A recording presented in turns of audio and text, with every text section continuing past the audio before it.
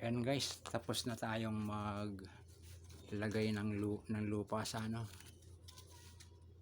sa ating lemon. Saan na yun? Ayun, no? Ilagyan natin ng para mamarkot siya. Ayan pala. Madilim.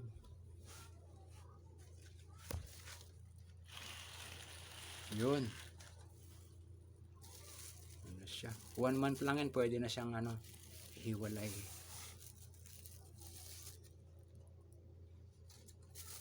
Yan.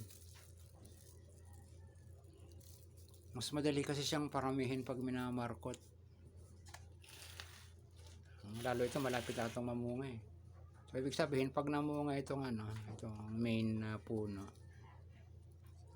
yung mga namarkot na yan mamumunga na rin. Magki 3 years na rin kasi ito eh. Yung kasama nito sa probinsya namunga na eh. Ito kasi maliit lang yung paso niya, kaya iuwi ko rin ang probinsya to. Mahal kasi siya pag binili sa tindahan ng mga halaman. Buti meron akong sariling tanim. Yan. Ito na lang ang pararamihin ko.